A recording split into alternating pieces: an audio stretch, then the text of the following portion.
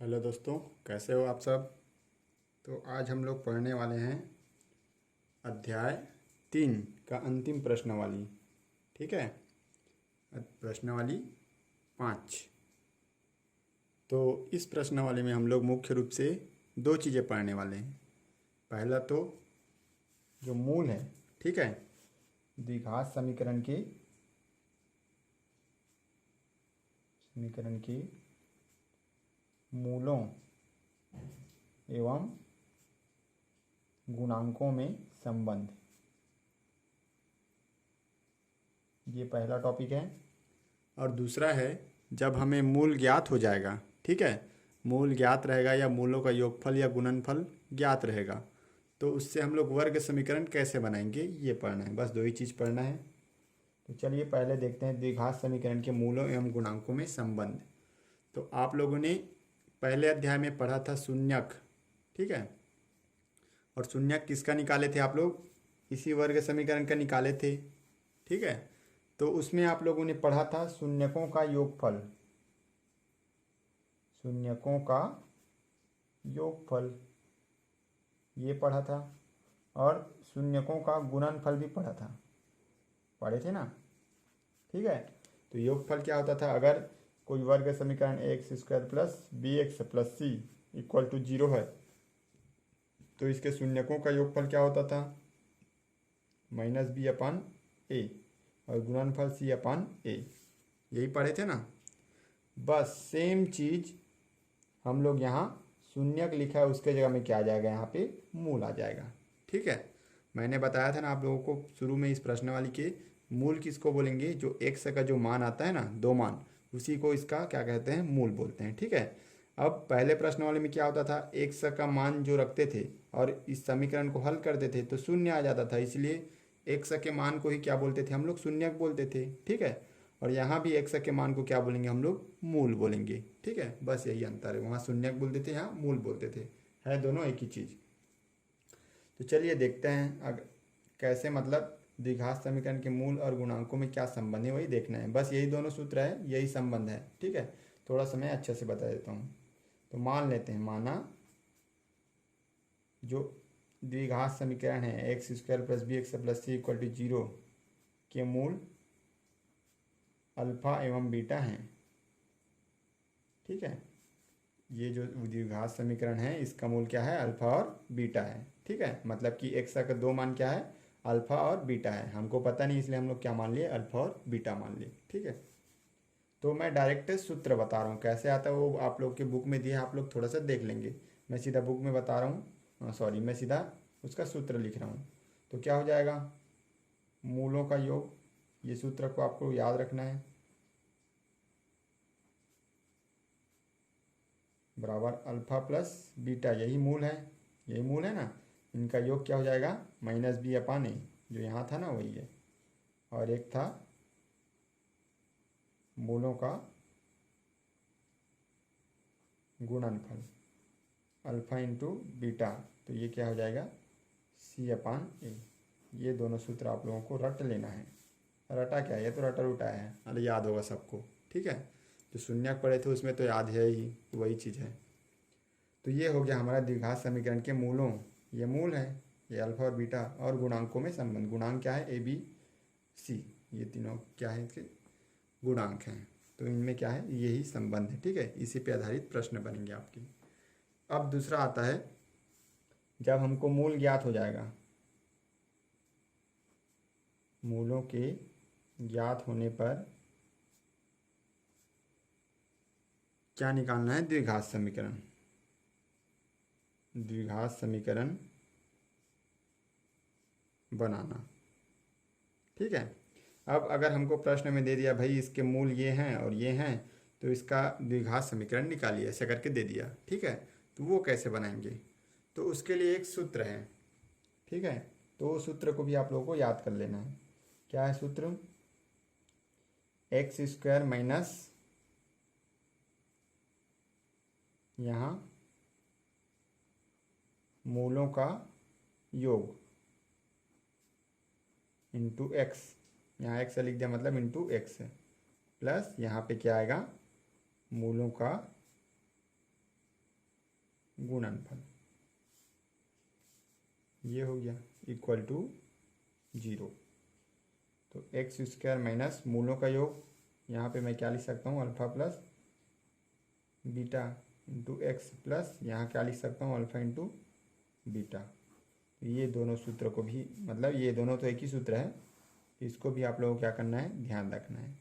अब मूलों का योग दे दिया, और मूल अगर अलग अलग मूल दे देगा तो इसमें रखना, ठीक है। मूलों का योग डायरेक्टली दे दिया तो इसमें रखना, ठीक है।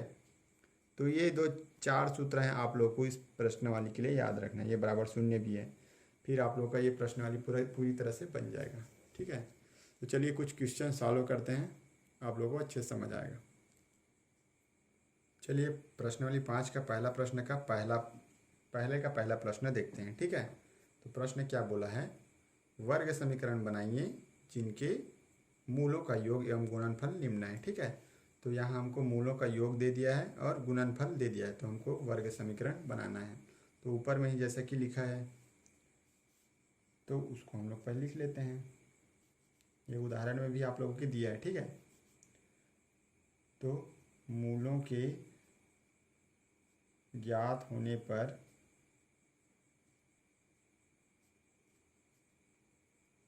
बनने वाले द्विघात का समीकरण क्या होता है, यही होगा। मूलों का योग क्या दिया है, एक्स स्क्वायर माइनस मूलों का योग इंटू एक्स, ये वाला, प्लस मूलों का गुणनफल इक्वल टू 0। मान को रख दो बस, बहुत ही आसान है।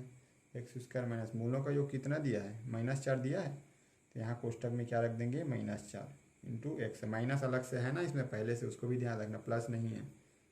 प्लस मूलों का गुणनफल क्या है, -12 है, इसको भी कोष्टक में -12 इक्वल टू 0। शुरुआत में जब भी आप लोग मान रखते हैं तो उसको कोष्टक में ही रखा कीजिए, उसके बाद कोष्टक को तोड़ा कीजिए, ठीक है। इससे गलती होने के चांसेस बहुत कम होते हैं। एक्स स्क्वायर और minus minus plus 4 into X 4x, और ये plus into minus -12 equal to 0। तो हमारा जो समीकरण है वो क्या आ जाएगा, एक्स स्क्वायर प्लस 4x -12 बराबर 0। तो इस तरह से ये प्रश्न बनेगा, इस टाइप का प्रश्न। तो इसका जो बाकी प्रश्न है दूसरा तीसरा और चौथा, ठीक है, उसको आप लोग ट्राई करेंगे। चलिए नेक्स्ट क्वेश्चन बताता हूँ। चलिए सेकंड क्वेश्चन देखते हैं। सेकंड क्वेश्चन क्या बोला है, वर्ग समीकरण बनाइए जिनके मूल निम्न है। निम्न है मतलब मैं सेकंड का पहला प्रश्न बता रहा हूँ, ठीक है। तो इसमें पिछले प्रश्न में क्या दिया था, डायरेक्टली उसका योगफल और गुणनफल दे दिया था। अब हमको योगफल और गुणनफल डायरेक्टली न दे करके उनके मूल का मान दे दिया है, अल्फा और बीटा का मान दे दिया गया है, ठीक है। तो यहाँ पे आप लोगों को कन्फ्यूज नहीं होना है, ठीक है। मूलों का योगफल और गुणनफल ऐसे करके दिया करके बोलेगा ना तो सीधा मूलों उसके जगह में रख देना है, मूलों का योगफल और गुणनफल के जगह में, ठीक है। लेकिन अगर मूल दिया है तो इसको हम लोग को योग और गुना कर करके ही रखना है, या फिर वहाँ अल्फा और बीटा वाला जो सूत्र बताया ना उसमें रखना है। चलिए देखते हैं हल। हम जानते हैं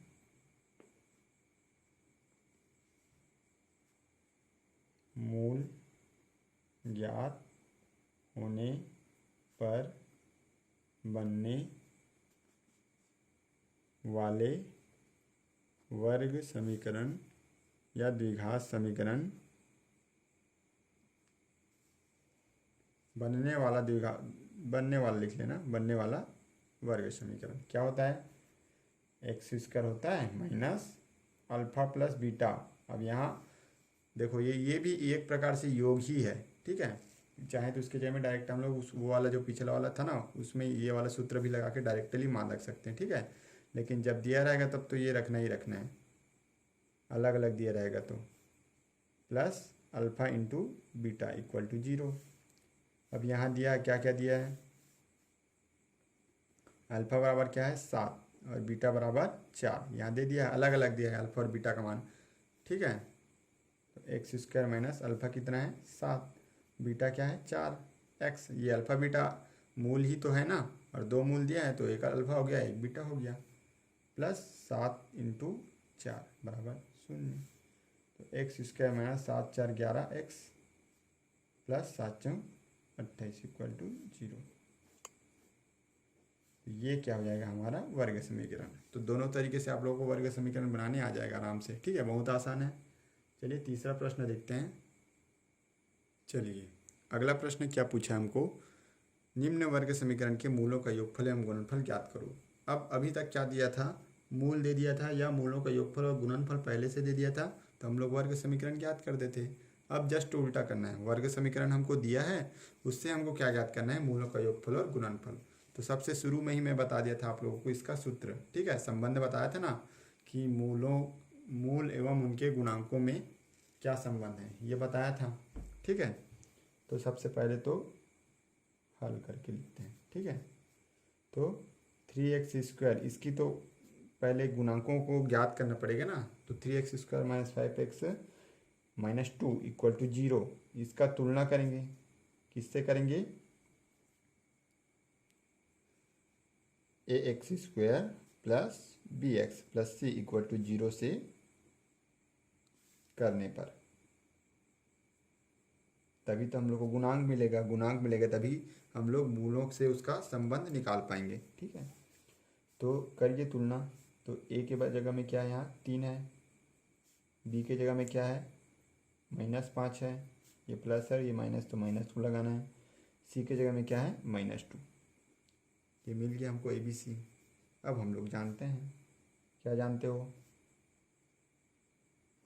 हो ना, अभी पढ़े हैं जस्ट, मूलों का योगफल, वही निकालना है ना, मूलों का योगफल क्या होता है, -b upon a, -b, minus तो पहले से है, b का मान कितना है, -5, अपान a कितना है, 3, माइनस इंटू माइनस प्लस, 5/3। मूलों का गुणनफल क्या आएगा, c/a, c कितना है, -2/a कितना है, 3, तो -2/3। तो इस तरह से मूलों का योगफल और गुणनफल आपको निकालना है, और बाकी प्रश्न भी सेम ऐसे ही बनेगा, ठीक है। तो इस तरह से ये प्रश्नावली और ये पार्ट पूरा क्या होता है आपका ख़त्म होता है। कोई भी डाउट होगा तो कमेंट बॉक्स में करके पूछ लेंगे, ठीक है। अब नेक्स्ट पार्ट शुरू करेंगे। Thank you.